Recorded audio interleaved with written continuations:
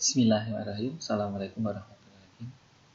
Ketemu lagi dengan saya untuk mapel pemeliharaan desain dan animasi. Hari ini kita akan belajar terkait dengan topik terkait dengan sistem air conditioner. Masih sama untuk kelas 3 PKR. KD-nya 3.9 memahami sistem AC. Untuk kegiatan prakteknya 4.9 memelihara sistem AC. Berikutnya, topik kita terutama untuk mengenal komponen serta fungsinya. Langsung saja kita slide berikutnya. Biasanya komponen utama sistem AC terutama komponen pokok akan terdiri dari kompresor, kondenser, receiver, expansion valve, evaporator, dan akan disirkulasi ulang hal ini. Jangan ditambah dengan sistem fan, ada engine coolant fan maupun blower.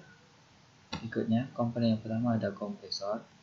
Kompresor di sini berfungsi untuk mengisap refrigeran dalam evaporator ya, untuk dinaikkan tekanannya dan akan diteruskan ke kondensor.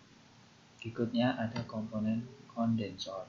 Kondensor memiliki fungsi untuk merubah gas refrigeran atau freon yang bertemperatur tinggi untuk diubah menjadi refrigeran cair.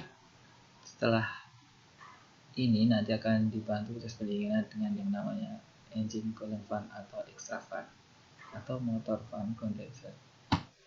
Komponen yang berikutnya ada receiver atau dryer. Receiver dryer memiliki peran tidak sebagai filter atau penyaring. Di sini tidak hanya kotoran tapi juga nanti kalau ada uap air. Berikutnya ada komponen yang namanya expansion valve.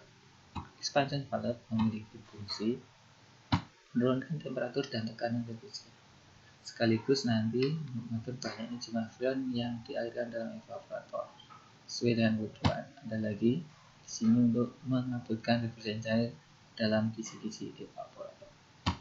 Komponen berikutnya ada yang namanya evaporator. Evaporator untuk menguap hawa dingin dari seluruh proses yang telah dilalui, kemudian akan dihembuskan atau dikeluarkan oleh blower sehingga hawa dingin tersebut menyebar ke seluruh unit kabin mobil dengan didorong blower diuapkan ke kabin. Itu komponen utama dari unit AC. Berikutnya nanti ada komponen tambahan atau sebagai pengaman, sebagai kontrol.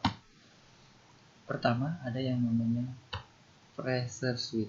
Pressure switch ini penting dalam hal untuk mendeteksi tekanan bila tekanan terlalu tinggi maupun tekanan terlalu rendah. Yang jelas ini untuk mengatur kerja dari unit kompresor.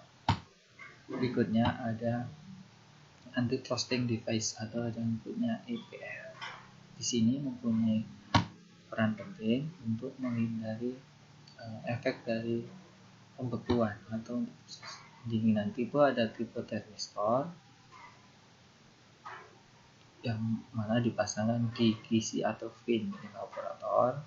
Ada tipe yang kedua, evaporator pressure regulator, ada yang punya EPR, dipasang di evaporator dan kompresor. Bisa dilihat di gambar letak dari EPR. Berikutnya ada pengatur putaran mesin atau stabilizer putaran mesin. Di sini memiliki peran penting untuk menstabilkan putaran RPM melalui sensor pendeteksi RPM mesin yang dipasang pada arus primer ignition coil. Dengan putaran idle mesin menjadi lebih baik dan tidak mudah mati.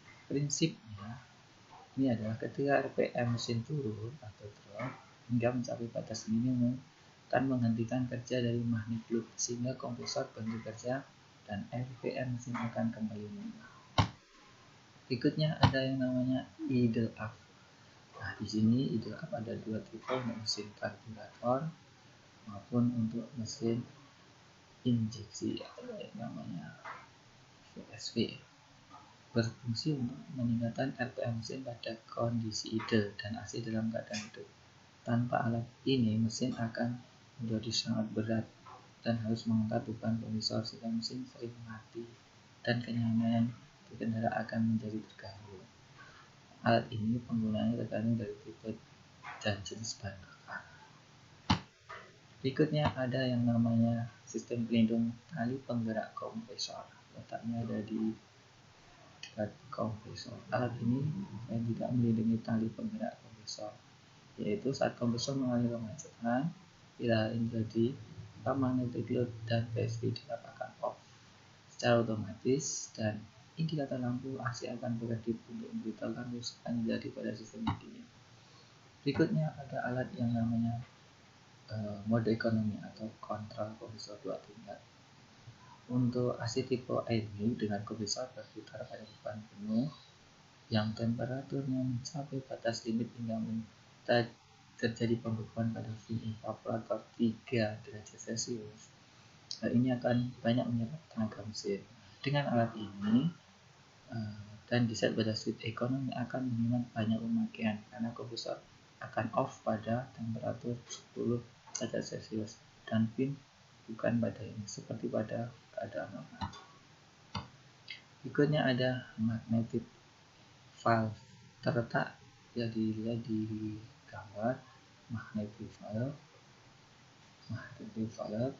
paling tidak pengontrol temperatur ini bekerja dengan cara membuka dan menutup magnetic valve yang secara paralel akan bekerja membuka dan menutup siklus sistem pendingin.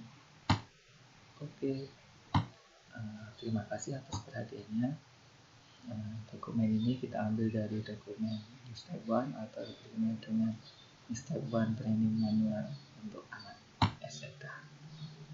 Terima kasih atas perhatiannya. Assalamualaikum warahmatullahi wabarakatuh.